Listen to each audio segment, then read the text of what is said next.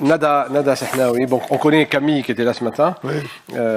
Et Nada Sehnaoui est évidemment à deux casquettes, et c'est pour cette raison, pas seulement, mais c'est pour cette raison qu'elle sera là à deux moments de la journée, pour deux choses radicalement différentes. La première, alors je ne sais pas qu'est-ce qui a la préséance chez toi, mais pour moi, c'est d'abord une artiste peintre, une installatrice, diplômée de la Sorbonne Nouvelle et d'une école d'art de Boston, dont les œuvres sont dans d'innombrables musées du monde et qui a présenté et monté des œuvres également dans tous les coins de la planète.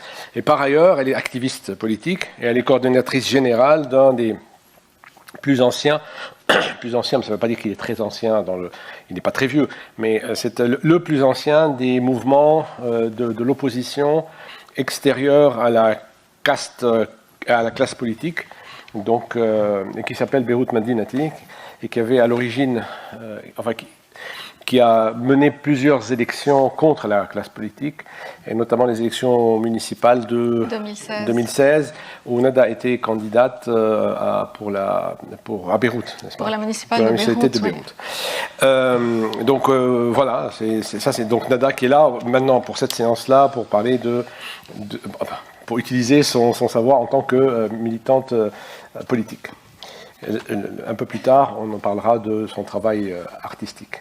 Et Camille est donc, comme vous l'avez vu sur le programme, est donc écrivain, et il est par ailleurs il est diplômé de HEC, de sciences politiques. Il a été conseiller auprès du gouvernement de Dubaï pour les politiques publiques et pour les questions de politique écologique aussi. Urbaine et écologique.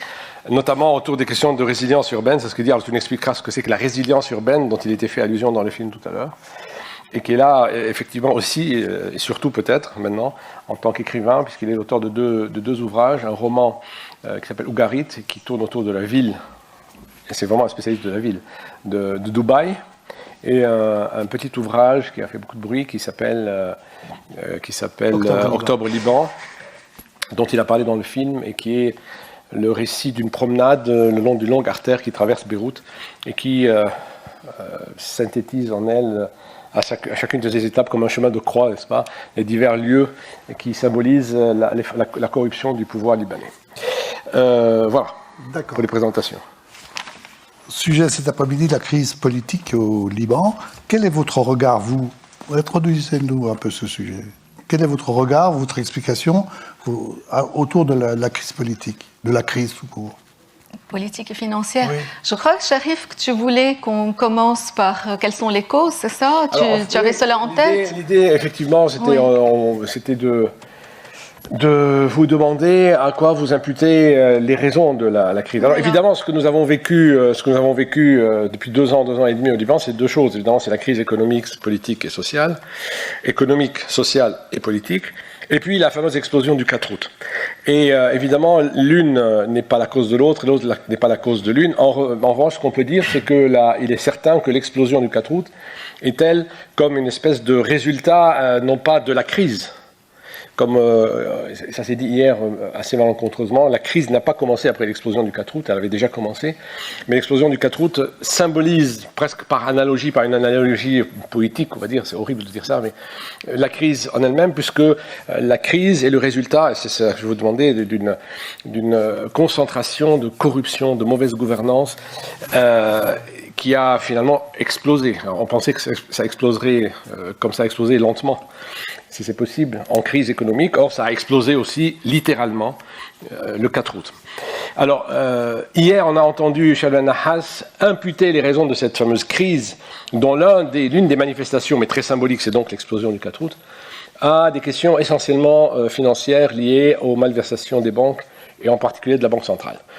Alors j'aimerais entendre sans doute d'autres opinions sur les raisons de ce que vous pensez être les raisons de cette crise, et après on essaiera de voir quelles sont les solutions que vous pouvez envisager en tant qu'activiste politique et en tant que consultant, parce que vous êtes aussi consultant dans toutes sortes de politiques écologiques et urbaines. D'accord. D'abord dire que je suis ravie d'être ici parmi vous. Merci à Sharif, merci à vous pour nous avoir invités. Je crois... Quand j'étais en train de préparer la séance de ce soir sur mon parcours artistique, le titre était Chronique d'une mort annoncée avec point d'interrogation. Et à fur et à mesure, je voyais que effectivement, c'est presque une chronique d'une mort annoncée. Bon, il y a quelques éléments, quelques points sur lesquels on peut revenir. D'abord, la sortie de la guerre. La guerre civile a duré de 75 à 90. Et à la sortie de la guerre, il y a eu les accords de Taïf. Et quelques clauses des accords de Taïf ont été converties dans une nouvelle ou une remise à jour de la constitution libanaise. Mais que s'est-il aussi passé? Ce qui s'est passé, c'est que les milices qui étaient en habit de milice avec leurs armes et qui maîtrisaient des quartiers, qui avaient cloisonné la ville en quartiers, ils ont troqué leurs habits de milice avec costume cravate et on leur a livré le pays. Et c'était un troc intéressant pour les chefs de milice. Parce que maintenant, ce n'était plus les avoirs de certains quartiers, de certains partis, d'un port ou d'un aéroport, mais c'était tout l'État libanais qui était livré à eux. Et pour cela, ce qui a permis ce passage des miliciens de la rue vers l'État, que ce soit au gouvernement, au Parlement, ou dans les administrations et partout, c'est la loi d'amnistie qu'on oublie parfois, cette loi que le Parlement a votée en 1990 et qui dit quoi? Qui dit que tous les crimes de la guerre sont pardonnés, ont été amnistiés. Ça veut dire que, évidemment, que c'était une condition nécessaire et un processus nécessaire, parce qu'on ne peut pas condamner un chef de milice et en même temps lui demander d'être ministre au cabinet. Donc c'est un peu contradictoire. Donc ça, c'était l'outil nécessaire pour ce passage, je dois dire, malheureux. Et les temps ont prouvé que c'était un passage malheureux. Moi, j'appelle ça une mutation. C'est vraiment naturel. Ils ont muté de chef de guerre en chef politique. Absolument. En concordance, pendant que cette mutation se passait, il y avait, avec la bénédiction de la communauté internationale, notamment des Américains, la mainmise du régime syrien sur l'État libanais. Donc ça se passe en même temps. Et aussi, toutes les milices ont été désarmées, sauf la milice du Hezbollah. Bon, maintenant, il est évident que le Liban a besoin d'organiser une résistance aux agressions et aux invasions multiples israéliennes. Mais il reste qu'une résistance confessionnelle est le meilleur chemin pour une mainmise sur les rouages de l'État. Et 30 ans après, nous sommes tous témoins de cette chose. Donc ça, c'est je dirais, le troisième point. Donc, les structures internes et les mainmises externes. Et le Hezbollah, comme on le sait, est financé par l'Iran des mollahs. C'est pas un secret, c'est lui qui dit mes habits, ma nourriture, mes armements viennent de l'Iran. Il faut juste rappeler que la Syrie était là et elle a été officialisée dans son rôle de tuteur du Liban, en fait, qui était une occupation à la sortie de la guerre, c'est ce que tu as voulu dire. Mais ils n'étaient pas seuls. Il y avait la Ligue arabe qui avait envoyé des contingents de plusieurs pays. Oui, c'est ancien. Tu avais des Saoudiens. En 90, il n'y avait plus que la Syrie. Mais l'autre aspect, la question du Hezbollah, c'est important aussi, c'est que le Hezbollah a été considéré comme le seul à pouvoir conserver ses armes parmi les milices parce qu'il luttait contre Israël. Absolument. Ça, c'est l'argument que nous avons tous accepté, mais qui est en fait une vaste supercherie et une escroquerie, parce qu'en réalité, c'était le cheval de Troie de la Syrie au Liban. La Syrie, sachant que si un jour elle devait se retirer, ce qui est arrivé, elle gardait dans le pays un agent armé, qui est le Hezbollah, c'est ce qui s'est produit. C'était juste pour... Absolument. Et d'ailleurs, historiquement, on voit que quand il y a des résistances, elles finissent, elles, à l'occupation, elles finissent, elles, par prendre le pouvoir d'une manière ou d'une autre. En parallèle à tout cela, il y a Rafik Hariri, avec ses alliés, qui organisait les affaires de l'État. C'est-à-dire, il y avait comme une entente. Le Hezbollah et les Syriens, les Iraniens s'occupent d'affaires étrangères et de faire la politique étrangère du Liban. Et M. Hariri s'occupe des affaires de la gestion quotidienne de l'État et qui était basée sur un État rentier. C'est-à-dire que les familles peu aisées envoyaient leurs enfants travailler à l'étranger et les rentes, les familles peu aisées vivaient de ces salaires qu'on envoyait au Liban, et les familles aisées qui avaient donc un capital mettaient leur argent dans des banques et avec les taux d'intérêt étaient les plus élevés au monde, certainement. Et donc, c'était une économie de rente. Donc, on a dit hier que 85% de ce que consomment les Libanais sont importés et non pas produits localement. Et donc, il n'y a pas eu un investissement dans les infrastructures. Il y a eu 40 milliards de dollars dépensés, par exemple, pour l'électricité du Liban, et on est aujourd'hui sans électricité. De la même façon, la gestion catastrophique et déplorable des déchets solides qui a suscité la première... on va dire, la première rébellion, les premières manifestations en 2015, avant que notre parti ne se forme en 2016, avant que Beyrouth Madinati ne s'organise en 2016 pour les municipales. En fait, on a vu des photos, on ne se connaissait pas encore, mais on était tous en 2015 éparpillés dans les manifestations et après on s'est rassemblés sur un programme municipal. Donc la gestion des déchets solides est un exemple, un textbook à enseigner à ce qu'il ne faut pas faire. Les différents partis politiques, ils ont leurs hommes d'affaires, les mafieux, qui ont pris l'option de tout aux décharges. Donc on met tout à la décharge, on ne sépare pas les poubelles, on ne crée pas une industrie de recyclage, alors que le monde entier le fait, c'est pas des choses impossibles. Il n'y a pas à inventer la poudre, il faut juste faire ce qui a réussi ailleurs. Et donc les décharges se remplissent à une allure assez rapide, c'est-à-dire quand on met 100% ou 95% des déchets dans les décharges, et c'est des décharges qui ont coûté des centaines de millions de dollars, et on se retrouve aujourd'hui avec des décharges pleines, avec un système qui est défectueux pour gérer les poubelles. Aujourd'hui, les poubelles sont de nouveau dans les rues de Beyrouth, et nous, enfin, on a eu 40% des voix en 2016 de la ville de Beyrouth. Moi je faisais partie de la délégation qui a été voir la municipalité en leur disant voilà notre plan, on vous aide à l'appliquer, rien du tout, parce qu'il y a beaucoup d'argent à faire. Mais justement, comment est-ce qu'il y a de l'argent? C'est ça qui serait intéressant. Les décharges, ça coûte très cher. Les partis au pouvoir se sont partagés le magot de la poubelle. C'est ça qui est extraordinaire, c'est que même sur la poubelle, ils ont réussi à se faire de l'argent. Et même, par exemple, cette société Souklin qui avait le contrat, c'est le contrat de la tonne la plus chère au monde. On payait $120 la tonne pour les enfouir. C'est-à-dire que dans le monde, ça n'existe pas. Enfin, je ne sais pas comment ça se passe en Suisse, je suis sûre que c'est bien géré et que ça coûte nettement moins que ça. Donc c'est complètement surréaliste. Ça coûtait très cher parce que c'était la clientèle d'un homme au pouvoir à qui on a donné. Donc les adjudications ne sont jamais faites réellement. De manière transparente. Alors, l'opacité règne absolument, et donc quand on donne quelque chose à une société, on est sûr, mais systématiquement, c'est presque un réflexe libanais. Ah oui, cette société a obtenu cette adjudication, c'est sans doute parce que son patron a été un client de tel ou tel homme politique, son cousin, son neveu ou son beau-frère. Mais pour la question de l'électricité, tu ne nous as pas dit les 40 milliards de dollars, ils sont passés où? Parce qu'hier, évidemment, une des options proposées par Charles Belnahas, c'était que, en fait, si l'électricité n'a jamais été restaurée, c'est que les banques ne voulaient pas sortir de l'argent s'il n'y en avait plus. On n'est pas tous nécessairement d'accord avec... Je pense que c'est une vue un peu partielle de la situation.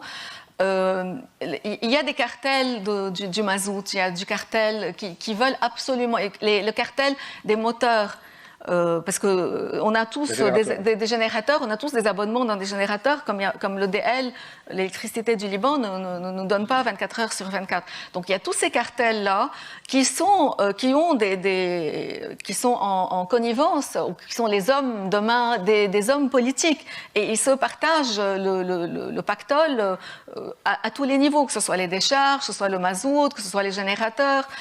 Et donc, je pense que c'est par exemple, le scandale des bateaux qu'ils ont fait venir pour donner de l'électricité, mais on a loué des bateaux turcs pour venir donner de l'électricité. On a loué des bateaux turcs alors que c'était moins coûteux de construire une usine. Maintenant, et les usines à gaz, on bloque le gaz parce que bon, le gaz c'est moins cher, il n'y a pas possibilité de corruption en important le gaz. Donc voilà, on se retrouve aujourd'hui avec 40 et même un peu plus aujourd'hui, peut-être on est même à 50 milliards de dettes d'EDL et on est sans électricité.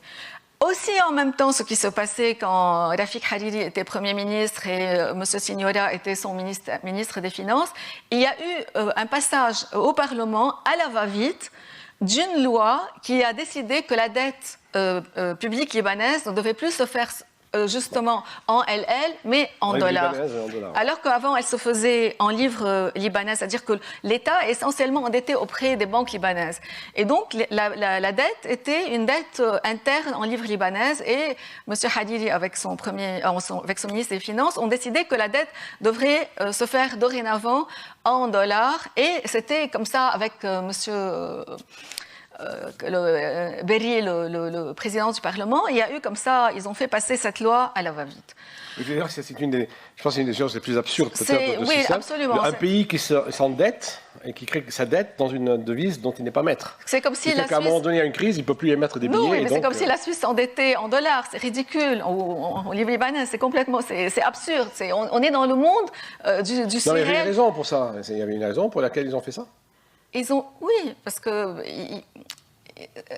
je pense qu'ils obtenaient ils voulaient des dollars. Ils voulaient des dollars pour financer les dépenses et pour financer la corruption. C'est-à-dire, c'est pas intéressant de voler en livres libanaises. Ils voulaient absolument voler avec une monnaie solide et se remplir les caisses.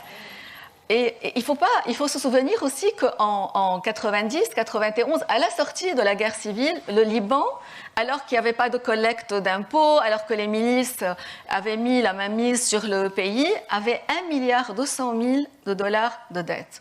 On est aujourd'hui au bas mot à 80 milliards et peut-être à 125 milliards. Je ne suis pas économiste, mais ça, c'est les chiffres qui circulent.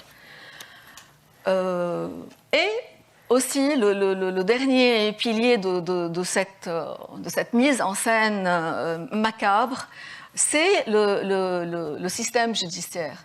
Le système judiciaire est entièrement inféodé à la classe politique et à l'exécutif.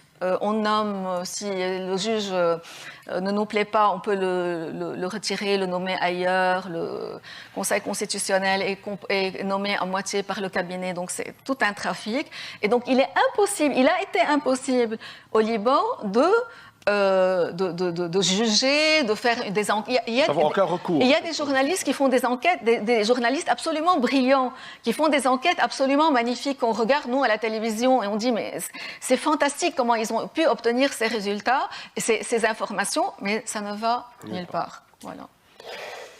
Monsieur Hamoun, à quoi imputez-vous Je pense que c'est à peu près les mêmes idées, mais peut-être d'autres angles. C'est certainement, je suis d'accord avec tout ce que Nada a dit. Je veux juste essayer de prendre de faire un pas en arrière et de regarder le système libanais, qui est un système qui est arrivé progressivement à bout de souffle et qui s'est effondré à partir de 2018-2019 et qui a conduit à l'effondrement dans lequel on est aujourd'hui. Il s'est effondré à 3 niveaux et c'est 3 crises qui se sont nourries l'une l'autre. La première, c'est la crise politique. Donc le système politique libanais appartient à ce mot barbare qu'on appelle le consociationalisme. C'est quand un gouvernement et une administration se partagent les sièges et les postes de fonctionnaires, de hauts fonctionnaires surtout, entre différentes communautés. On retrouve ça ailleurs qu'au Liban, mais au Liban, c'est vraiment l'essence et l'ADN du système politique libanais depuis 1943. Il est arrivé on va pas rentrer dans les détails historiques de comment ça a évolué, mais il a atteint une première crise existentielle en 1975 qui a conduit à une refondation de ce même système avec une nouvelle distribution. Là, et vraiment, je ne rentre pas dans les détails de quelle communauté a fait quoi. Je résume. Donc, première crise existentielle 75-90, les accords de Taïf, c'est une redistribution et une réécriture plus ou moins de ce même système. Donc on reste dans un système consociationnalisme avec des équilibres différents. Et aujourd'hui, une des analyses de l'impasse dans laquelle on est, c'est qu'on est de nouveau face à une crise existentielle de ce système. Et c'est pour ça aussi, pas seulement à cause des pressions internationales et des influences, etc., qui sont fondamentales, c'est pour ça qu'on n'arrive pas à former un gouvernement et qu'aucun gouvernement ne trouve de légitimité dans ce système consociationnaliste. C'est que, de nouveau, il y a une renégociation des communautés au pouvoir et des partis communautaires qui veulent se repartager le pouvoir. Donc aujourd'hui, on se dirige plus vers, on était avant dans un système moitié-moitié entre deux grandes communautés. Aujourd'hui, les chrétiens et les musulmans. Voilà, pour ne pas les nommer. Et aujourd'hui, on se dirige de facto, même si ce n'est pas encore écrit dans le texte, mais dans la pratique, on est vraiment dans un système de 3 tiers. Alors que le texte est moitié-moitié. Donc 3 tiers, c'est un tiers pour les communautés chrétiennes, 1 tiers pour les sunnites, 1 tiers pour les chiites. De facto, on est dans cette réalité. Or, les textes et les sièges sont encore en moitié-moitié. Et donc c'est pour ça que, entre eux, les partis politiques n'arrivent plus à former, c'est une des raisons bien sûr, n'arrivent plus à former et à gérer le pays, à former un gouvernement et à faire fonctionner ces institutions, sachant que quand ils les font fonctionner en leur faveur pour faire fonctionner leur réseau clientéliste et se maintenir au pouvoir et maintenir leur rente économique, financière et politique. Ils n'arrivent plus parce que les textes ne correspondent pas à la réalité, à leur réalité, qui est une réalité de 3 tiers. Et c'est pour ça que, par exemple, les chiites insistent pour avoir le ministère des Finances, parce qu'aujourd'hui, les chiites sont surtout présents dans le pouvoir législatif, mais pas tellement dans le pouvoir exécutif. Or, parce que le président de la République est chrétien, le Premier ministre est sunnite, donc l'exécutif est trusté par ces deux communautés. Le ministère des Finances a un pouvoir de signature et donc a un pouvoir exécutif, et les chiites, les partis chiites au pouvoir, je ne parle pas des chiites, je parle des partis chiites au pouvoir, insistent pour avoir, et c'est un exemple parmi d'autres, avoir de manière systématique le ministère des Finances pour pouvoir avoir une signature au niveau exécutif. Et donc c'est là qu'on voit qu'on se dirige de facto vers un système à 3 communautés en passant on est dans une crise existentielle. Ce qu'on espère aujourd'hui, c'est que cette crise existentielle va conduire non pas à une refonte du système comme il y a déjà eu en 1990, vers un système à 3 tiers ou qui va perpétuer le consociationnalisme, mais à une refonte du système sur des bases citoyennes et de la construction d'un État laïque, voilà, qui on ne en soit parle pas... tout à l'heure. On parle de solutions tout à l'heure. Les deux autres crises, c'est aussi des systèmes, le système libanais qui arrive à bout de souffle, et qui s'est effondré en 2019. Le système financier, comme on disait hier, comme Shalbel Nahas disait hier, le système bancaire au Liban et le système financier est hypertrophié. Les banques sont immenses par rapport à la taille du pays. Elles ont fonctionné sur des taux d'intérêt élevés qui ont attiré les capitaux des expatriés libanais, de la diaspora, mais aussi des capitaux étrangers, du Golfe, d'Europe et d'un peu partout. Et qui ont fait fonctionner une économie fictive. Donc c'était une économie de rente. Et donc un secteur financier hypertrophié avec une monnaie surévaluée qui s'effondre en 2019 et une économie qui n'était pas une économie productive, qui était une économie de rente basée sur le clientélisme et la corruption de la classe politique dont on a parlé au début, donc basée sur ce système politique qui lui est arrivé à bout de souffle aussi, et qui s'adossait à ce système bancaire hypertrophié, une économie qui n'était pas une économie productive, donc on ne produit quasiment rien au Liban qu'on puisse exporter, et cette économie, avec l'effondrement politique et l'effondrement financier, s'est aussi effondrée, qui a conduit à la crise sociale, etc. Une petite parenthèse, souvent les Libanais se disent « oui, mais nous, qu'est-ce qu'on peut produire au Liban ?» Ce n'est pas vrai. Il y a plein d'exemples, et si on avait commencé à construire une économie productive, mais peut-être qu'on en parlera tout à l'heure dans ce qu'on aurait pu faire, si on avait commencé à construire une économie productive dans les années 50 et puis de nouveau dans les années 90, il y a plein de petits pays qui ont très peu de ressources naturelles, qui ont une population très éduquée et polyglotte comme les Libanais, qui ont été capables de construire des économies basées sur des valeurs ajoutées créatives, des valeurs ajoutées technologiques, etc. Et qui sont tout à fait aujourd'hui des économies productives et non pas des économies de rente. Donc c'était tout à fait possible. Et moi, je dirais que c'est encore possible aujourd'hui, à condition d'avoir une classe politique, un gouvernement au pouvoir qui le... On en parle tout à l'heure. Tu as une troisième raison, non? Tu avais dit qu'il y avait trois... Politique, économique, financier, les trois systèmes... À propos du système financier, on a beaucoup parlé, hier il en a été question aussi, du système de Ponzi, là, les constructions.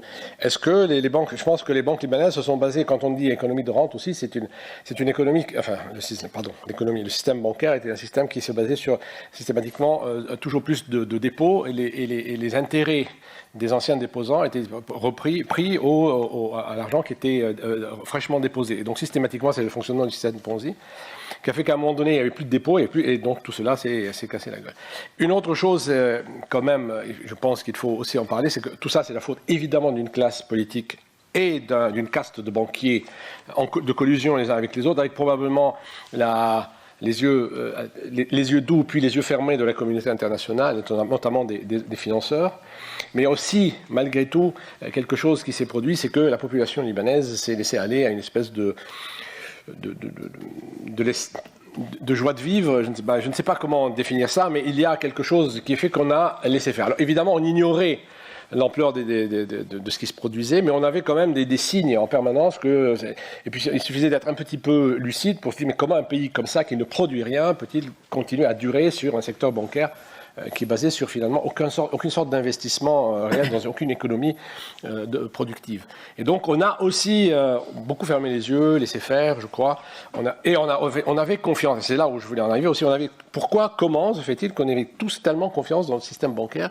Toi autant que moi, je ne sais pas si Nada, on a tous notre argent dans les banques, alors qu'on aurait pu les mettre dans d'autres pays, comme beaucoup l'ont fait.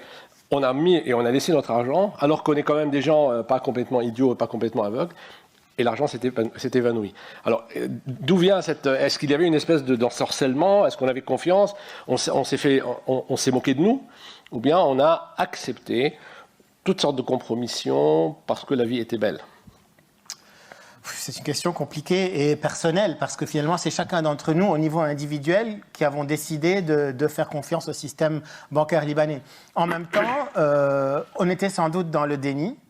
En même temps, c'est notre pays. Donc, c'est normal que quand on rentre dans son pays ou quand on accumule une certaine épargne, qu'on la mette dans son pays. Donc, ça coule de source aussi pour des raisons évidentes de proximité de son épargne pour l'utiliser tous les jours et aussi pas de patriotisme, mais de vouloir réinvestir son argent dans son pays.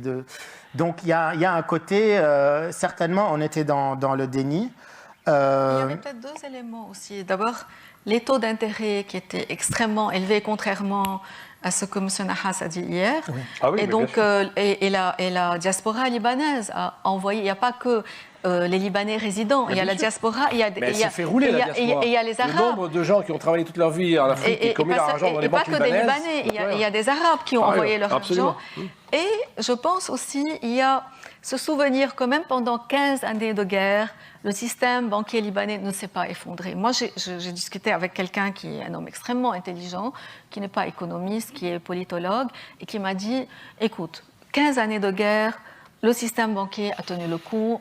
Je pense qu'il va tenir le coup maintenant. C'est le discours de tous les banquiers. Voilà, c'est ça. Je pense que c'est deux illusions comme ça qui ont fait qu'on s'est fait rouler. C'est aussi une chose. Oui. Sauf que pendant la guerre civile, au Liban, l'argent coulait à flot à cause des armes, des armes, de pétrole, du financement des milices. La guerre a sa propre logique économique qui fonctionnait à plein régime. Le pays a été extraordinairement opulent pendant la guerre. Ça, c'est une des choses paradoxales du Liban, c'est que le pays était riche pendant la guerre et on n'a jamais autant construit que pendant cette guerre. On a plus construit que détruit pendant la guerre. Et il n'y avait pas de dette. Je viens de dire qu'à la sortie de la guerre, on avait 1,250 milliard de dettes, alors que là, on a accumulé, après la guerre, une dette incroyable.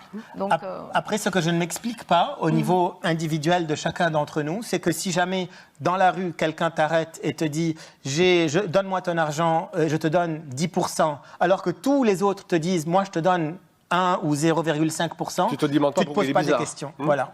Il y a D'une part, on ne s'est jamais posé la question. Et puis, l'expérience de Nada, on l'a vécu aussi, sans doute tu l'as vécu, un mois et demi avant la crise, on entendait déjà des gens dire il va y avoir le R4, on nous disait on va nous prendre un petit peu d'argent. On a tout pris. Et donc, inquiet, on va demander à son banquier. Et comme toi tu l'as fait, moi j'ai demandé à un banquier, un banquier, il me dit comment veux-tu que les banques en arrivent à ces extrémités, même pendant la guerre, elles ne se sont pas effondrées. Donc ne t'inquiète pas. Alors, où ils nous mentaient, où ils étaient eux-mêmes dupes. Les deux. Ou les deux, oui, les deux. Les deux. D'accord. Ouais. Mais encore une fois, pendant la guerre, le système bancaire se portait très bien. C'est après la guerre qu'il a commencé à... Et c'est ça qui a participé à créer l'illusion. Voilà. L'illusion, ouais. Alors, évidemment, donc on peut en arriver à cette question. Mais non, le système, tu as parlé d'un problème systémique. On revient aujourd'hui. Si c'était à refaire, qu'est-ce qu'il aurait fallu faire pour éviter tout ça? C'est-à-dire que la question, c'est comment sortir de la crise plutôt que si c'était à refaire, parce que c'est bon. À part la science-fiction, c'est une autre façon de poser la question. Ce ne sera pas possible. Donc, d'abord, il est évident qu'il y a des moyens possibles, connus, qu'on peut implémenter, qui peuvent nous permettre de sortir de la crise. Mais pour cela, c'est pas la question n'est pas un manque de connaissances ou de moyens techniques. La question, c'est une décision politique.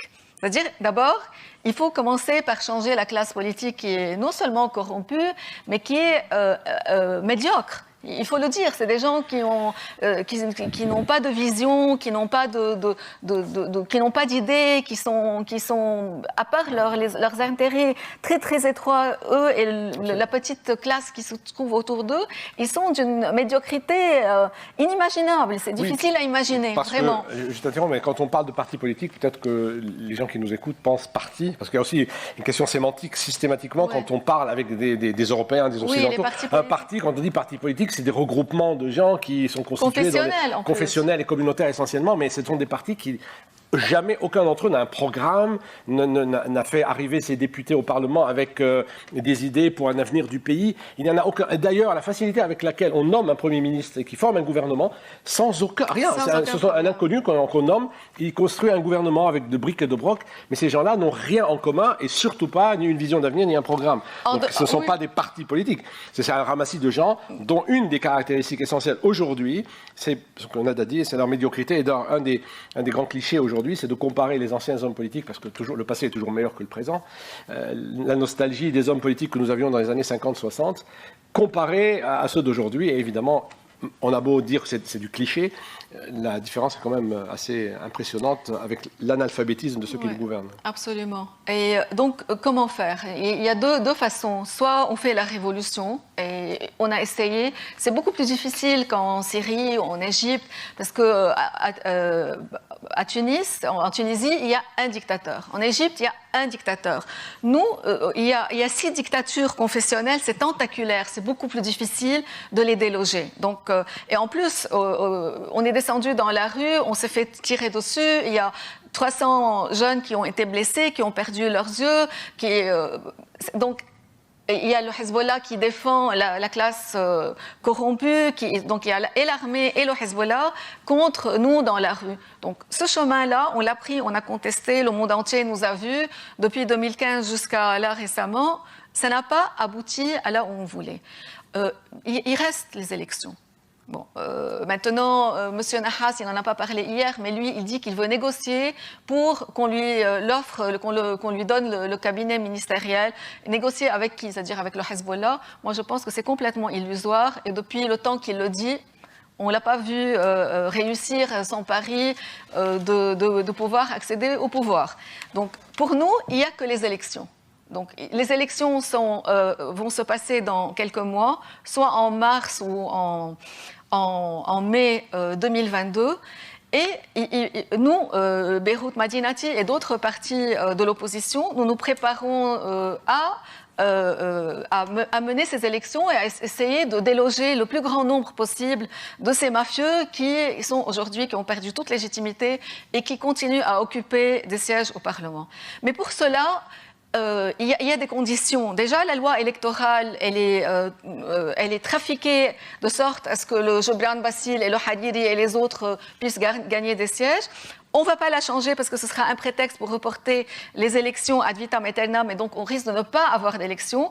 Ce qu'on demande aujourd'hui, c'est ce qu'on appelle en anglais, c'est Electoral Management Body. Ça veut dire un comité indépendant pour, non pas surveiller, mais gérer les élections. C'est-à-dire en 2018, la communauté européenne a envoyé quelques personnes charmantes du reste qui se sont promenées à Beyrouth et dans les régions et qui ont envoyé une lettre de congratulations, comment dire, de félicitations, merci à Monsieur Machnouk, Nohad Machnouk, qui était l'ancien ministre de l'Intérieur, qui était lui aussi candidat malheureux et on a triché pour qu'il soit élu, en le félicitant. Donc nous, quand on a vu Monsieur Le Drian qui était à Beyrouth, on lui a dit que c'était honteux et qu'il fallait pas recommencer et que pour qu'on puisse avoir, je dis moi, ça m'est égal si les Libanais décident de voter pour cette classe corrompue, mais pour cela, il faut assurer que les élections soient justes. Soient de vraies élections et non pas des élections truquées comme c'est le cas d'une manière historique. Donc pour cela, il faut qu'il y ait un engagement de la communauté internationale pour s'assurer que le Liban puisse avoir de vraies élections. Et pour cela, il faut que la gestion se fasse en dehors du ministère de l'Intérieur. Il faut que ce soit géré d'une manière mixte. Ça peut être des juges libanais, des juges internationaux, des gens qui peuvent mettre une structure. Et nous, on fait un lobbying très fort international pour obtenir cela. Maintenant, on m'a posé la question, comment est-ce qu'on peut leur forcer la main aux mafieux au pouvoir? C'est très simple. Anne-Laure, hier, elle a dit que le IMF ne donnait pas De quoi, tu dis? FMI. Oui, le FMI ne prêtait pas de l'argent à la veille d'élections parlementaire ou municipale. C'est très bien, c'est une très bonne chose. Et on aurait voulu que Paris 2, qui avait promis à la veille des élections de 2018 à la classe politique des milliards de dollars, et c'est comme ça aussi qu'ils ont encouragé les gens à voter pour eux de nouveau. Et c'est absolument scandaleux de la part de la communauté internationale. Qui a donné de l'argent à la veille des élections, ce qui fait que la classe politique a utilisé cet argent. Monsieur Khalil, il a dit je vais créer 900 000 emplois. Et bon, il a créé 900 000 catastrophes. Donc, c'est de dire, il n'y a pas d'argent qui peut venir du FMI s'il n'y a pas une gestion indépendante des élections parlementaires et municipales. Et ça, la communauté internationale peut l'imposer. Et c'est ce que nous demandons lorsque nous faisons du lobbying. On a écrit une lettre claire avec toute la structure, la technique. C'est possible, ça s'est fait dans d'autres endroits. Donc, il faut changer la classe politique et on la change à travers les élections, comme on n'a pas pu la changer dans la rue. La deuxième, ce qu'il faut faire, et là j'apporte une petite nuance à ce que tu as dit, Camille. Moi, je pense que dans la Constitution, suite aux accords de Taïf, il y a une possibilité de transition, c'est-à-dire que à la sortie de la guerre, le système était entièrement confessionnel et bloqué, et au sein de ces accords qui sont passés, qui sont l'article 95 et 22, qui disent quoi? Qui disent, voilà, il y a une période de transition, et durant cette période de transition, on va faire en sorte que le Parlement puisse avoir une représentation non confessionnelle, et en parallèle, on va créer un Sénat qui va représenter les communautés religieuses qui ont des angoisses existentielles, et comme ça, tout le monde sera tranquille. Et qu'est-ce qui s'est passé? Comme ce sont les miliciens en cravate qui ont muté, comme dit Sharif, et qui sont au pouvoir, ils ont absolument bloqué cette transition. Ce qui veut dire que l'article 95 et 22 sont jusqu'à ce jour non appliqués, et on se retrouve, nous, en 2021 et 2022 aux élections, en ayant toujours un Parlement confessionnel. Et donc ça, il faut absolument, lorsqu'il y aura de nouvelles élites au Parlement, de dire on va appliquer la Constitution avant de la réformer. Bien sûr qu'il faut continuellement faire avancer, faire pousser, il y a des lacunes, bien sûr, mais il y a des choses qu'il faut appliquer. Bon, ça, c'est la chose la plus essentielle. Aussi, dans notre programme, il faut faire une distribution juste de la dette. C'est-à-dire aujourd'hui, les partis au pouvoir ont bloqué le travail avec le FMI de sorte à ce que les banques assument leurs responsabilités. Aujourd'hui, ce qu'il y a les petits et les moyens épargnants, ils vont à la banque, ils retirent le dollar à 3 900 livres libanaises et ils le dépensent à 16 000, 17 000, 19 000. C'est un haircut sur les petites classes et les classes moyennes, alors que les gros bonnets, ils n'ont pas besoin de dépenser leur argent. Ils peuvent rester dessus jusqu'à ce que les choses se dégagent dans 5 ou 10 ans. Bien sûr, 5 ou 6 ans, c'est sympa. ou même 10 ans, je ne sais ans, pas. oui. Ouais, just I'll see. Il faut bien sûr un forensic audit, une vérification judiciaire des comptes de la Banque centrale, bien sûr, mais aussi d'autres ministères, de l'EDL, de la communication, de l'environnement, tous les ministères. Il faut savoir comment ça a été dépensé, où ça a été dépensé, où ça a été volé, comment on peut ramener cet argent. Nous, Beyrouth Madinati, on a envoyé des lettres auprès d'autorités suisses afin qu'ils gèlent les avoirs de ces personnes, les PEP, Politically Exposed People, qu'ils gèlent leurs avoirs en attendant qu'on puisse savoir qu'est-ce qu'ils ont volé. La réponse, c'est que ça ne vient que de l'État. Voilà. Donc, on n'est pas encore... C'est les États qui demandent ce genre de choses. Voilà, c'est les États qui demandent. Mais bon, on essaye de trouver d'autres circuits judiciaires. Mais bon, il faut absolument qu'il y ait un système judiciaire indépendant. Ça, on ne peut pas construire un pays, on ne peut pas rapatrier de l'argent, que ce soit l'argent des Libanais ou des investisseurs étrangers, s'il n'y a pas un système judiciaire juste indépendant. Ça, il y a une loi pour laquelle on milite. Il faut bien sûr revoir le système éducatif. Aujourd'hui, c'est le système public, c'est les maronites, les chiites, les sunnites, chacun qui fait main basse sur ces jeunes. Et il faut les écoles et l'université. Voilà, il faut absolument sortir de ce discours confessionnel et mettre en valeur le vivre en commun, mais à partir de valeurs créatives, c'est-à-dire ne pas embêter les enfants avec des choses qui sont complètement dépassées. Il y a des moyens de rendre le vivre ensemble créatif et vrai, parce que on respire tous le même air. Moi, je suis supposée être grec-catholique, le chiite en face, il respire le même air pollué que moi, la mer polluée, les déchets, tout ça. Il y a le vivre ensemble et le mal vivre ensemble. Parce qu'il faut dire juste souligner une chose que peut-être que les gens en Suisse ignorent, c'est que le système éducatif est entièrement entre les mains du privé, comme le système hospitalier.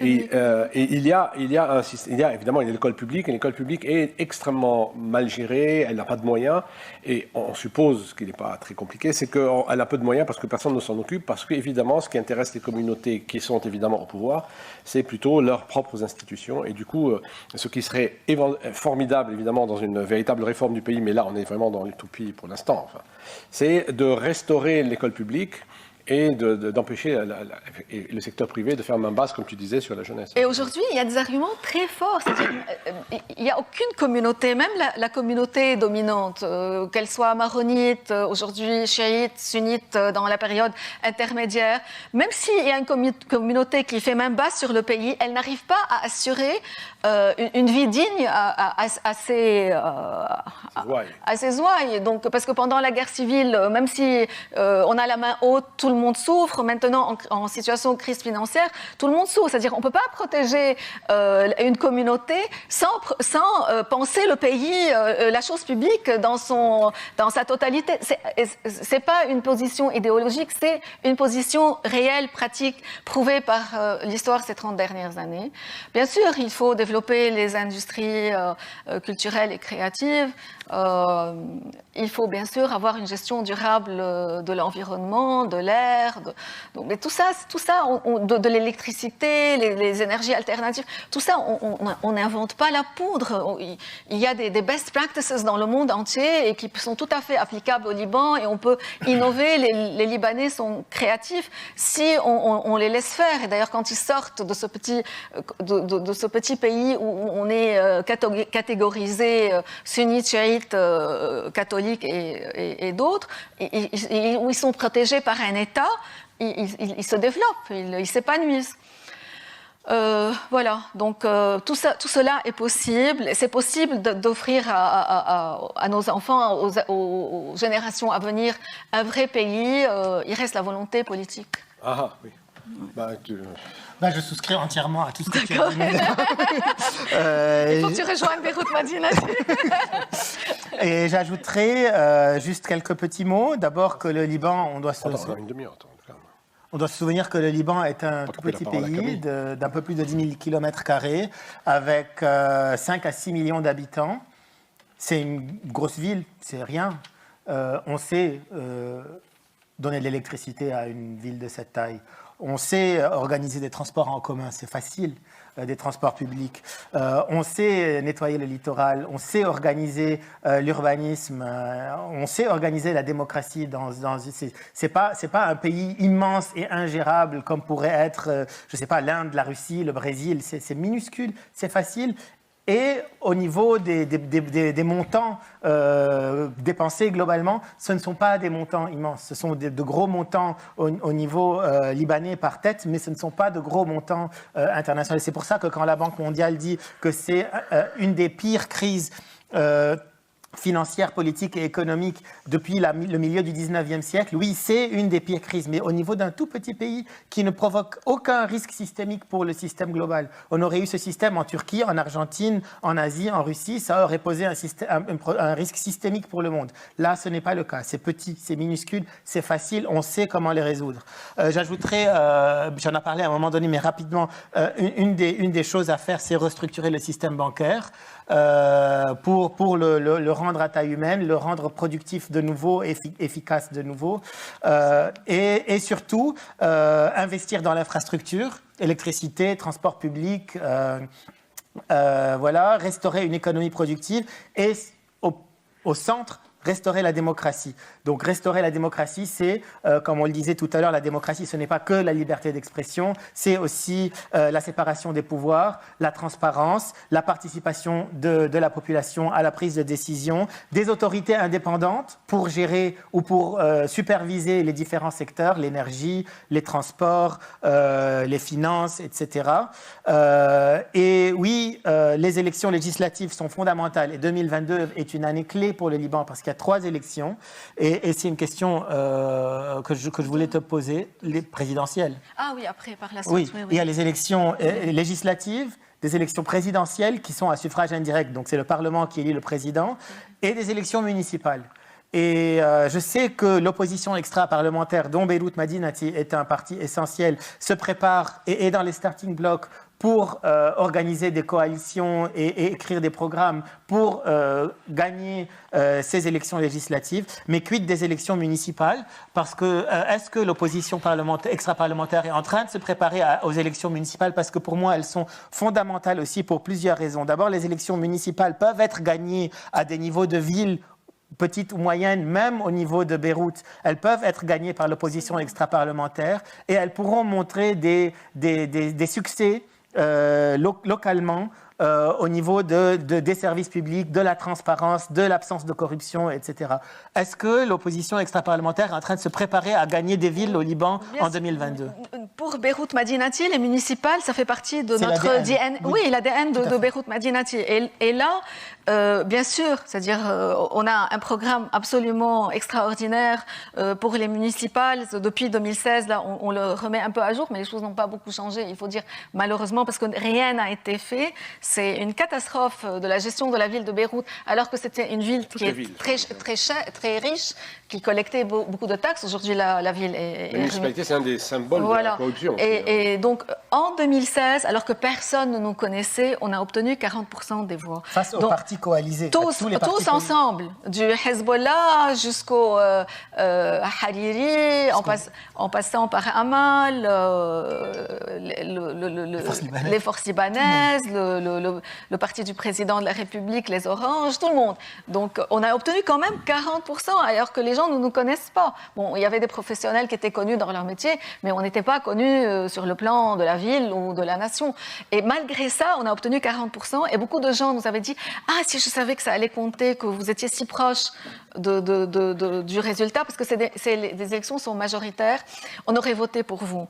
Et en plus de toute la corruption que moi j'ai vue de mes propres yeux, Camille, c'était surréel. Je me pinçais, je me disais, est-ce que je vois ce que je vois? Des caisses qui se déplaçaient, qui ont changé, des FSI, comment tu dis, les forces de sécurité intérieure qui travaillaient pour le ministère et le Premier ministre. Donc, ils ont volé les élections en 2016. C'est le grand challenge. Et j'espère on va pas les laisser voler les élections en 2022. Des élections, sauf que maintenant, il y a eu le soulèvement de 2019 qui peut aussi avoir poussé les gens à être beaucoup plus vigilants, ceux qui veulent les changements, voilà, et on se prépare qui pourraient être effectivement plus attentifs à ce qui se passe. Pour continuer, et là, nous, en fait, on n'est plus simplement Beyrouth, Madinati, on a fait une sorte de rebranding, on est Madinati, pour pouvoir prendre le modèle municipal à travers le pays, c'est-à-dire Zrelta Madinati, Saïda Madinati, et un peu partout, parce que c'est notre forté, et on se présente aussi, bien sûr, pour les parlementaires. Ce qu'on peut dire avant de donner la parole à la salle, c'est le fait que toutes les propositions qui sont faites pour l'amélioration, enfin pour la résurrection de ce pays passe forcément par l'étape des élections législatives. Ça va être un moment très très grave, parce que si on arrive à faire entrer des opposants au Parlement, les choses pourraient commencer à changer. Et en même temps, c'est absolument, la bataille va être terrifiante, parce que le pouvoir n'a pas intérêt à perdre une partie du Parlement, parce que c'est lui qui va élire le président. Et le président, c'est une carte entre mains.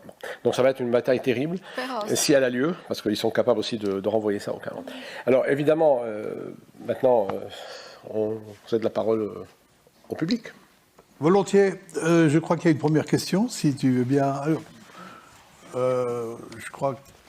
Essaye de t'exprimer, puis on va chercher un micro, là. Merci beaucoup pour ces interventions, c'était très intéressant. J'ai deux questions. La première, vous avez dit au fond, la guerre civile, malheureusement, en quelque sorte, rassurait le système bancaire. Que pendant qu'il y avait cette guerre civile, le système bancaire ne s'est pas écroulé. On t'apporte un micro. Excusez-moi. Oui, la question est la suivante. Vous avez dit, je crois, que pendant la guerre civile, le système bancaire ne s'est pas effondré. Alors, ma question, elle est la suivante. Est-ce que, au fond, puisque vous avez dit vous-même que le mouvement révolutionnaire n'a malheureusement pas réussi à chasser cette classe politique, est-ce qu'il n'y a pas un nouveau risque de guerre civile, justement, puisque vous disiez aussi qu'il y avait énormément d'argent pendant cette guerre civile due aux armes, au pétrole, etc. Première question. Et la deuxième question, vous dites qu'il faut absolument que la communauté internationale garantisse des élections libres, justes, et qu'on puisse effectivement vérifier que ces élections ne sont pas volées. Or, on sait très bien que la communauté internationale, et quand on parle de communauté internationale, on parle des États-Unis, de la France, ils ont des intérêts.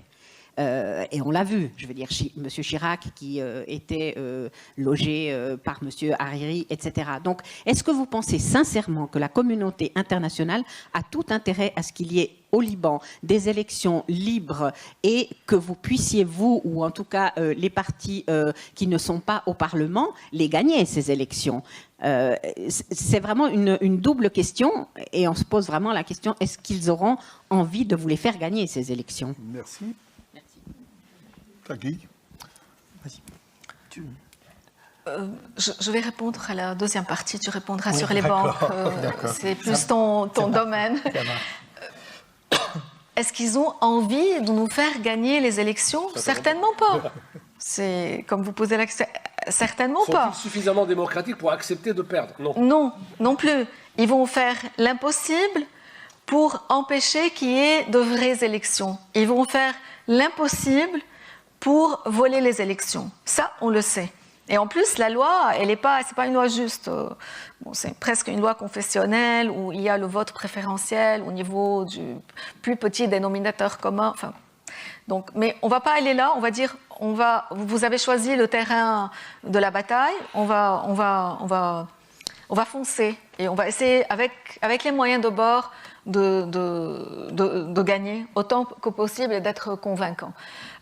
Maintenant, ce qu'on sait, ce qu'ils nous disent, en tous les cas, c'est difficile d'imaginer ce qu'ils ne disent pas. Mais bon, ce qu'ils disent, c'est qu'ils voudraient des élections justes réelles, de vraies élections au Liban. En tous les cas, Monsieur Le Drian, qui était de passage, qui a vu les partis, des représentants des partis de l'opposition, il a été très clair qu'il n'y a pas, pour eux, il faut absolument qu'il y ait des élections et qu'il y ait des élections justes. Maintenant, est-ce qu'ils vont mettre le paquet, je vais dire, pour que ça se passe comme cela? Je ne sais pas. Je sais ce que moi je peux faire. Je sais ce que nous pouvons faire, les partis de l'opposition. Et je sais que s'ils ne le font pas, la seule chose que je peux dire, encore une fois, que ce serait honteux de ne pas le faire. Et en même temps, il y a comme une schizophrénie s'ils ne le font pas, là, cette fois. Parce que quand Monsieur Le Drian dit « on a découvert qu'ils n'ont pas tenu parole », alors, moi, la réponse était « mais ce n'est pas une surprise, Monsieur Le Drian. On savait, il y a plusieurs mois, qu'il n'allait pas tenir parole. Enfin, tout le monde le sait, même les enfants au Liban le savent. Donc la réponse à votre question, c'est « je l'espère, nous mettons tous le paquet dans ce sens-là, et qui vivra verra, je ne sais pas. » Sur la guerre civile, oui, 75-90, c'était une guerre très financée internationalement. Le Liban était aussi sur une ligne de fracture, sur des lignes de fracture multiples. Donc, comme on l'a dit tout à l'heure, il y avait le système politique local avec des communautés qui étaient puissantes parce qu'elles étaient au centre du gouvernement et de l'exécutif et de la présidence, notamment les Maronites, et d'autres communautés qui se sentaient marginalisées économiquement et politiquement, qui voulaient prendre le relais. Donc il y avait le déséquilibre local. Il y avait un déséquilibre régional avec l'arrivée des Palestiniens de l'OLP et l'armement des milices chrétiennes, etc., qui a créé des tensions au niveau régional. Et il y avait aussi, en 75, on était dans la dernière partie de la guerre froide, avec l'Est et l'Ouest qui se sont aussi confrontés au Liban. On venait de sortir de la guerre du Vietnam, donc il y avait un transfert aussi des tensions Est-Ouest vers l'Est de la Méditerranée. Donc il y a eu une conjoncture qui a fait que la guerre du Liban a été possible localement. Et surtout qu'on était dans un glacis dans la région. Tous les autres pays étaient figés dans des dictatures militaires, la Syrie, l'Irak, l'Égypte. Aujourd'hui, on n'est plus du tout dans cette configuration. La guerre civile, maintenant, aujourd'hui, elle est plus ou moins partout du Liban jusqu'à l'Iran. Elle n'est plus concentrée dans ce petit endroit. Donc les pays qui sont en compétition pour cette région, y compris le Yémen d'ailleurs, se battent sur tous ces fronts-là, de manière politique, financière, parfois militaire à travers des groupes différents. Donc le Liban n'est plus aujourd'hui cet abcès qu'il a été, ou cette caisse de résonance de tous les conflits du monde qu'il a été dans les années 70-80. Donc je ne pense pas qu'il y a une volonté, parce que finalement une guerre ça se décide aussi. En 75 il y a eu des décisions qui ont fait que le Liban allait non pas seulement avoir quelques petits troubles passagers sécuritaires comme il en a eu en 58, en 67, etc. avant, et de nouveau aujourd'hui en 2008, etc. Donc, non, mais qu'il y a eu une décision politique commune de forces locales et internationales d'aller en guerre, et je ne pense pas qu'il y ait cet appétit aujourd'hui pour ni l'argent d'ailleurs, qui se déverserait sur le Liban pour une guerre civile à l'image de celle de 75. Maintenant, le risque aujourd'hui pour le Liban, c'est ce qu'on appelle en anglais low intensity conflict, un conflit de basse intensité. On est dedans en permanence. Et ça n'alimente pas les banques. Ça n'alimente pas les banques. C'est la question en fait. Ça permet d'augmenter plus ou moins d'améliorer la position d'un groupe ou d'un autre à la table de négociation en organisant des troubles à travers militaires, miliciens dans les rues, dans différents quartiers. Donc ça permet aux partis politiques au pouvoir aujourd'hui d'améliorer leur position dans leurs négociations sur le partage du gâteau avec leurs congénères des autres partis politiques, ou quand les partis extra-parlementaires et la révolution devient un peu menaçante pour eux, ça leur permet collectivement de décider d'organiser des troubles communautaires pour faire peur aux gens et leur rappeler qu'il y a le spectre de 75 qui pourrait revenir à n'importe quel moment. Or, Je ne pense pas que le spectre de 75 aujourd'hui soit une option. Mais des conflits de basse intensité, de manière permanente, peut-être des attentats, ce sorte de conflit larvé, oui, c'est un risque. Je crois que plus qu'un risque, c'est la situation dans laquelle on est aujourd'hui. D'autant plus qu'il y a un phénomène dont on n'a pas parlé du tout et que beaucoup de nos concitoyens nous en voudraient de ne pas l'évoquer, parce que son refoulement est toujours un signe idéologique, c'est la présence du Hezbollah. Donc pour beaucoup de gens, il est aussi une des raisons de la crise, en tout cas de la non-solution de la crise, parce que c'est un parti politique armé et qui bloque systématiquement toutes les solutions et qui a évidemment réussi par son alliance tout à fait contre nature avec le président de la République, Michel Aoun, à la mainmise sur le pays, et la mainmise du Hezbollah sur le pays a braqué l'Arabie Saoudite qui ne donne plus d'argent au Liban, et donc nous sommes aussi dans quelque chose qui est interne mais international. Le verrou Hezbollah qui est évidemment le relais de la mainmise de l'Iran sur le Liban. Et donc ça c'est une chose dont il fallait l'évoquer, le Hezbollah. J'en ai parlé au début. Tu en as parlé au début, oui. J'ai dit que c'était la mainmise syrienne, la mainmise du Hezbollah. Mais qui est aujourd'hui qui est extraordinairement pernicieuse, d'autant plus que le Hezbollah est peut-être le seul parti qui a vraiment une véritable domination quasi dictatoriale sur sa communauté et qui empêchera de toute façon, je ne sais pas si on a des projections sur le nombre de sièges qu'aurait l'opposition en cas de succès aux élections, mais on est pratiquement persuadé que personne ne pourra rien faire dans les régions chiites parce qu'elles sont entièrement dominées et verrouillées par le Hezbollah qui est évidemment un parti à tendance évidemment fascisante. C'est pour ça d'ailleurs qu'on demande qu'il y ait une gestion indépendante des élections pour qu'on puisse avoir les mégacentres de vote à Beyrouth.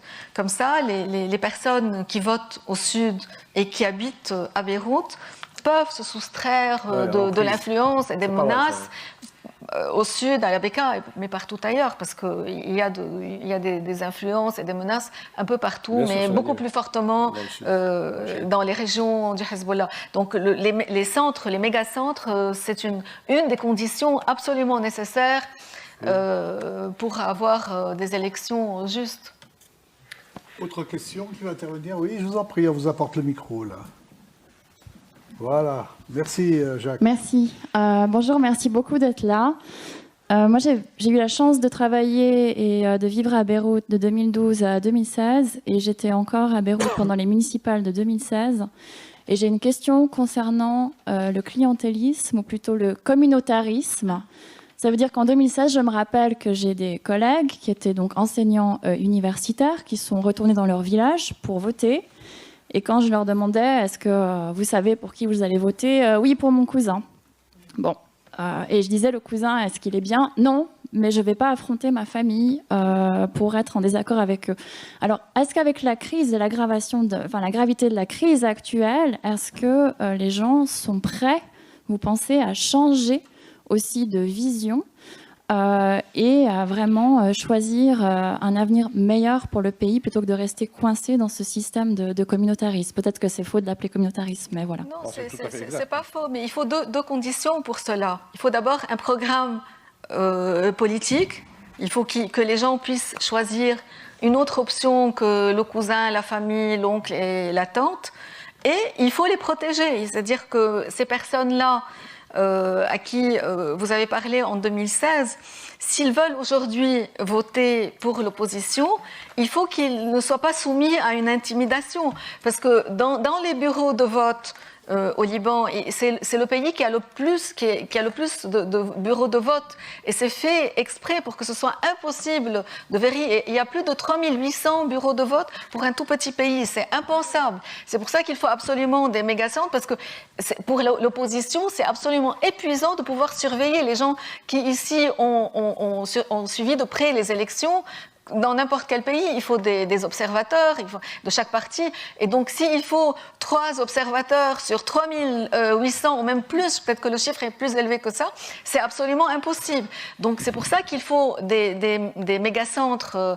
Je ne sais pas comment on dit en français, mégacentres. Mégacentres, d'accord. C'est français, d'accord, très bien. Il y a un néologisme acceptable. D'accord, très bien. Et donc, pour justement que ce soit gérable, et pour que les gens ne soient pas soumis à l'influence et à la menace. Dans certains cas, c'est des menaces, c'est-à-dire tu perds ton emploi, tu perds ta possibilité d'être engagé à l'armée, tu perds beaucoup d'avantages, parce que le clientélisme est un système insidieux, c'est-à-dire que les classes, ces mafieux, ils prennent les attributs de l'État et les distribuent au compte-gouttes. C'est-à-dire ce qui est dû aux citoyens ici, normalement, d'une manière spontanée et normale, et que personne ne trouve extraordinaire, au Liban, ça passe par le compte-gouttes du zaïm, du chef politique. Et c'est un service rendu par ces personnes. C'est la confiscation de l'État. Et c'est pas parce qu'il a confisqué l'État. croire que c'est eux qui donnent. Voilà, alors qu'ils se sont dus. Alors que c'est le droit de chacun. Oui,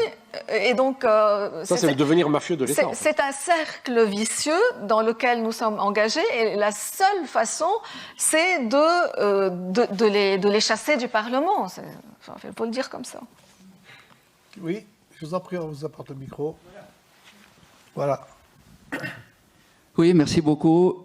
J'ai assisté à toutes les rencontres jusqu'à maintenant. Donc, j'étais là hier soir, j'étais là ce matin, j'ai vu le film, je vous ai entendu.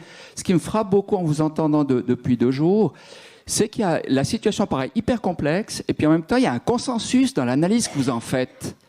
Alors, une question un peu provocatrice. Que dirait quelqu'un qui n'est pas d'accord avec vous? Que dirait un membre du gouvernement libanais si on lui posait la question sur la situation actuelle et la crise? C'est pas ma faute. Alors, ils se rejettent la faute les uns les autres. C'est ce qu'il dit. Et c'est toute la force de ce système. C'est la faute à Sharif, c'est la faute à Kamel. C'est votre faute. Le système est construit de telle manière qu'on a l'impression qu'il y a une opposition et une majorité au sein de l'oligarchie, en fait. Qui s'unit immédiatement dès qu'il y a un danger qui la menace. Mais dès qu'on lui demande des comptes, chacun va dire, c'est ma faute, c'est l'autre qui n'a pas laissé travailler. Et un des mots-clés de la période du soulèvement et du début de la crise, et dont on se moquait sur les réseaux sociaux, c'était un leitmotiv qui a fait presque hashtag, c'est pas moi, c'est lui. Chaque homme politique disait, moi, je voulais réformer l'électricité. Mais l'autre, le sunnite, ne m'a pas laissé. Le sunnite disait, moi, je voulais absolument la réforme des administrations. Mais les maronites ne m'ont pas laissé. Et du coup, c'est pas seulement l'autre, politiquement, qui ne m'a pas laissé. Et l'autre représente aussi une communauté. Et du coup, les sunnites accusent les chiites accusent les maronites accusent des... Et là, on s'en sort plus. Et c'est ça leur réponse. C'est une de leurs réponses. Et surtout, c'est une réponse concertée. Ils savent qu'ils font ça collectivement. Ils savent quand ils se rejettent la faute l'un l'autre, ils savent que c'est cette capacité à se rejeter la faute l'un l'autre qui leur permet de rester au pouvoir et de garder cette pseudo-légitimité.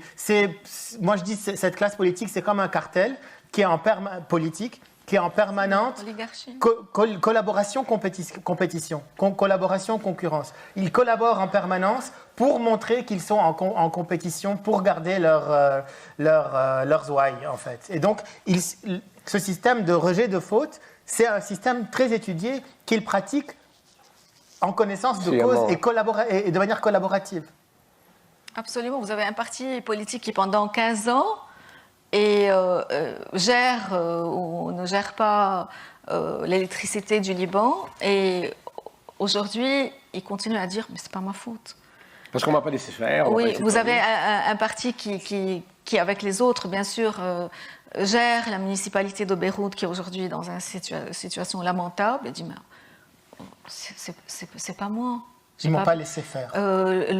La communication, tout, à tous les niveaux, c'est le même leitmotiv.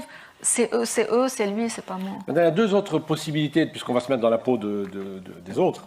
Si on était là 3, mais pas nous, 3 autres, qui appartiendraient à 3 partis, partis c'est vraiment un grand mot, hein, du pouvoir, il y aurait 2 autres discours. À part, c'est pas nous on a voulu, mais c'est les autres qui nous ont empêchés. Il y en a 2 autres. Il y a le discours d'une frange de l'électorat maronite partisan du général Aoun qui vit dans le déni le plus absolu, ceux-là.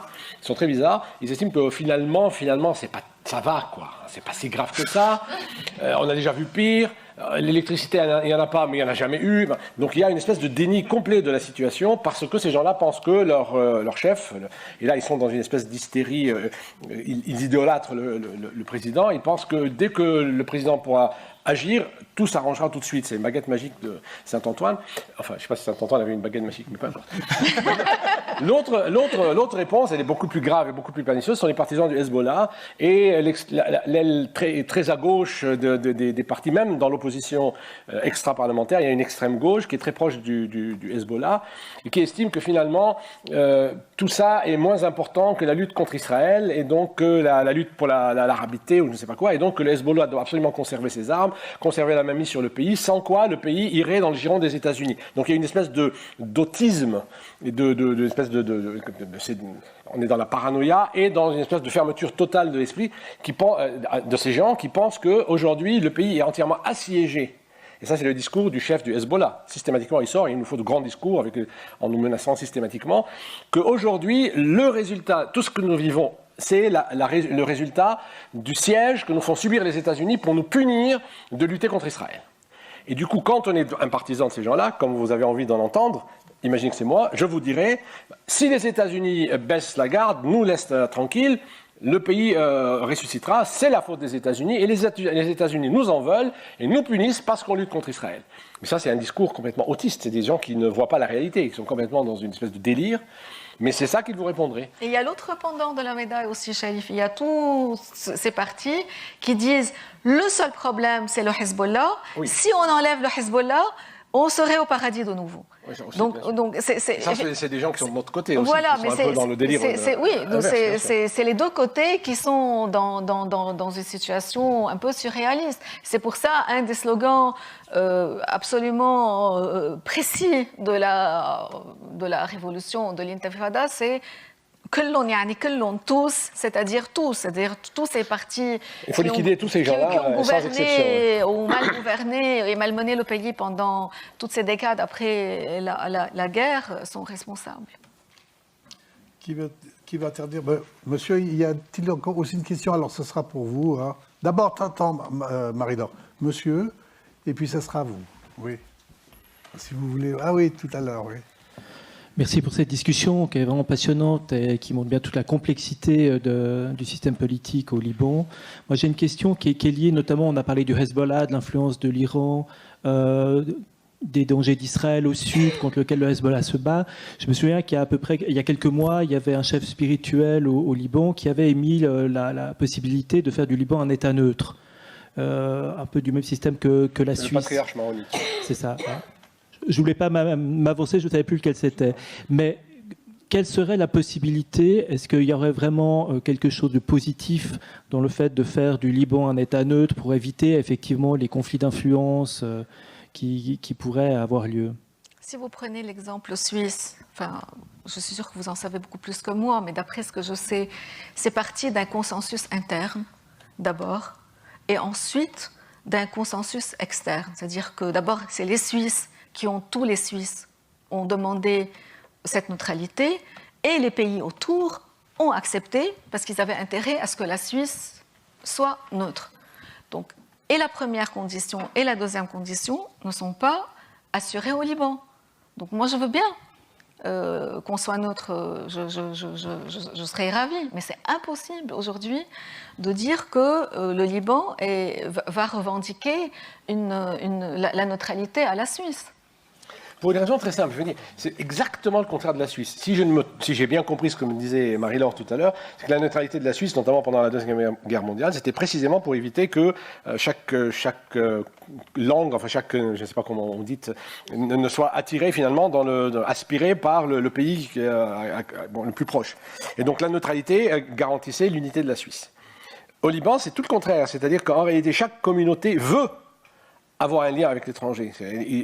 Les uns avec l'Iran ont besoin de l'Iran, les autres ont besoin du monde arabe sunnite et de l'Arabie saoudite, les chrétiens ont besoin de l'Occident, et donc personne, en réalité, ne veut s'extraire des influences extérieures, comme c'était le cas de la Suisse. Au contraire, on est tellement explosivement ouvert aux influences extérieures que la neutralité restera une chose Je pense qu'il faut commencer par des choses plus modestes. C'est-à-dire que ça peut être enfin, je ne pense pas que ça peut être un projet d'avenir parce qu'à l'avenir, on n'en aura pas besoin.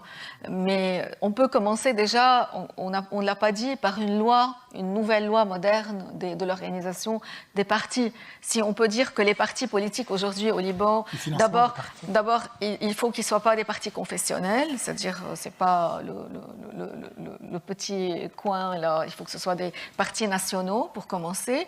Et deux, qu'ils ne soient pas financés par l'étranger. Nous, par exemple, à Beirout Madinati, on ne prend d'argent que de l'argent libanais, local et de la diaspora. Donc, il faut absolument que ce soit qu'il y ait une nouvelle loi pour encadrer les partis. Madame ou monsieur? Oui, bonjour. Je suis aussi, comme monsieur, attentive à vos débats depuis hier, que j'apprécie énormément. Et j'ai une question un peu naïve à poser, mais qui ressort de toutes ces discussions. Quel est l'état des médias au Liban? Comment se communique l'information dans votre pays?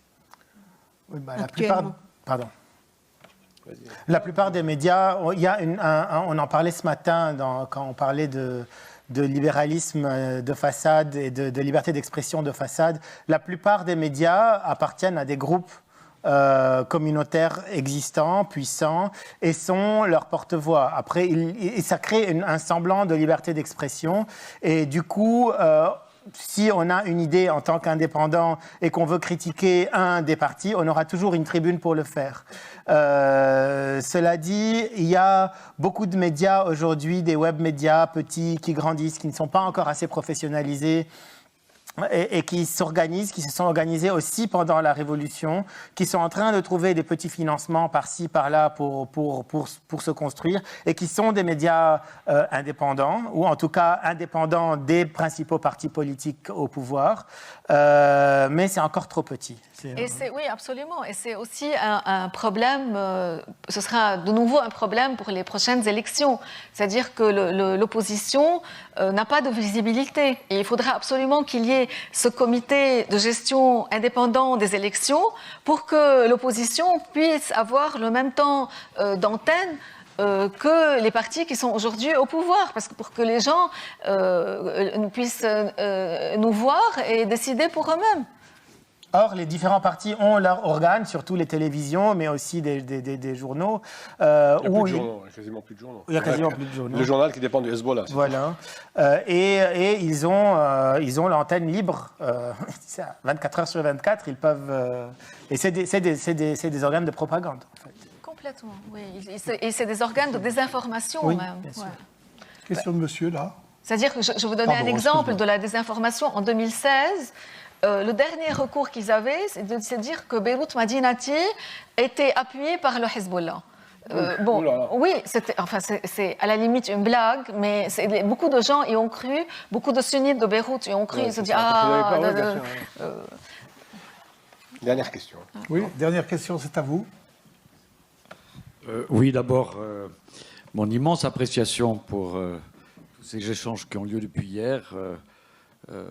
Connaissant un peu la scène internationale, au niveau notamment du Moyen-Orient, j'ai énormément appris et je vous en remercie infiniment.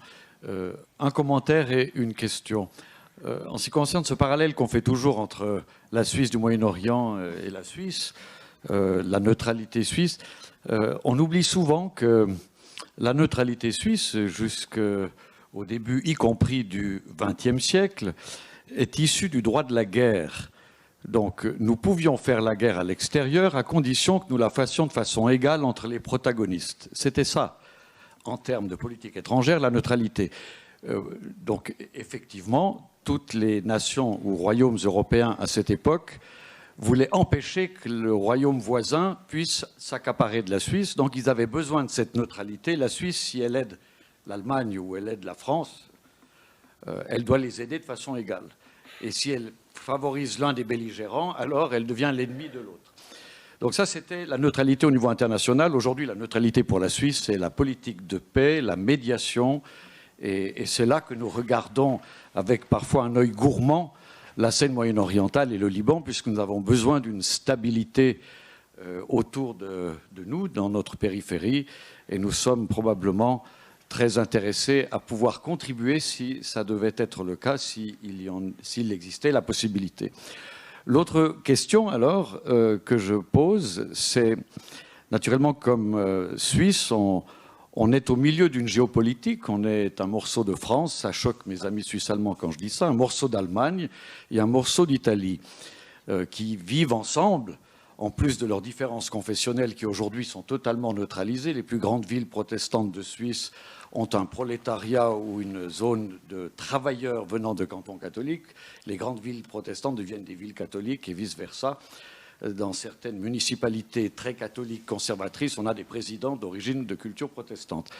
Donc la Suisse de paix intérieure basée sur le confessionnalisme a totalement disparu. Même le Parti démocrate chrétien, anciennement Parti conservateur catholique, a changé de nom pour Parti démocrate chrétien. Maintenant, il s'appelle Parti du centre, tout en votant pour la droite plus extrême de la tradition protestante, qui est l'Union démocratique du centre. C'est dire à quel point c'est devenu compliqué.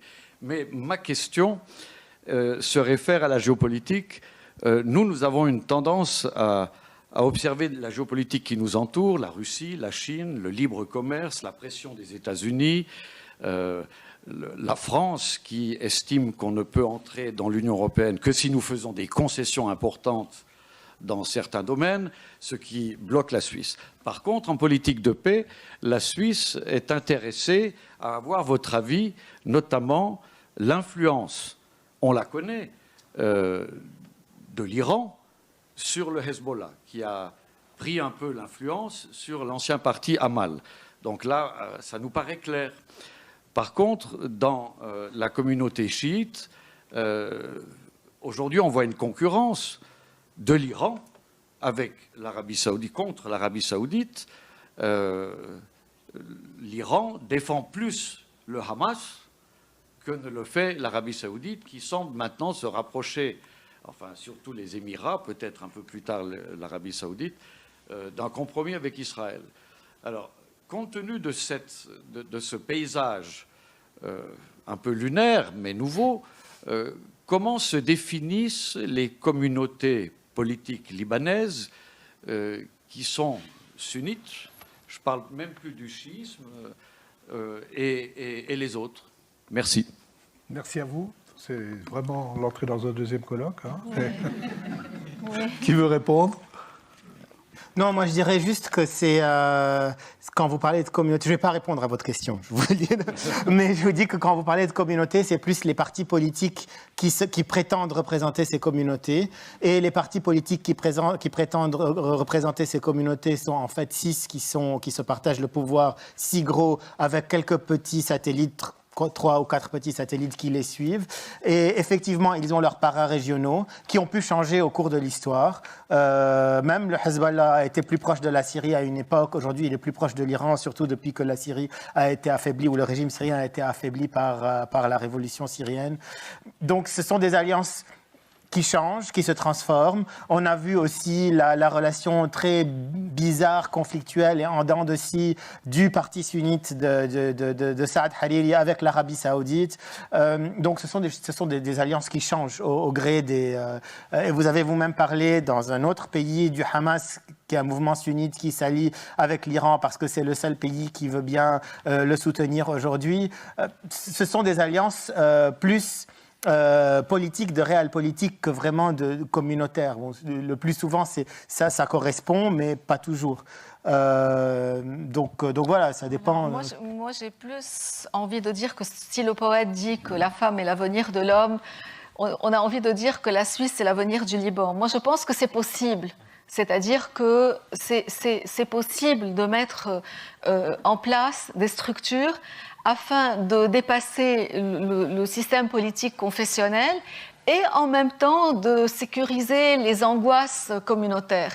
Et c'est écrit dans la Constitution, il faut l'appliquer. Et c'est possible, on peut en arriver là. On peut arriver à un moment où un Libanais qui se trouve en France, qu'il soit sunnite, maronite ou chiite, ne se sent pas menacé dans son identité. Il n'exige pas, pour s'épanouir, d'aller voter pour le député maronite. ils votent pour un député de gauche, de droite, du centre. Et donc, moi, je pense que c'est tout à fait possible. La question, c'est combien de temps ça va prendre. Et ces élections qui vont venir en 2022 sont essentielles. Et ce qui est essentiel, c'est si la communauté internationale va vraiment nous aider à avoir des élections justes ou pas. C'est là la question. C'est la question. Bon, Merci beaucoup. On va conclure. Merci. Tu veux conclure? Non, tu conclures. Moi j'ai conclu, moi j'ai dit que on en finit avec ça. Tu nous donnes rendez-vous tout à l'heure. Rendez-vous tout à l'heure et rendez-vous au moment des élections législatives. J'ai encore un...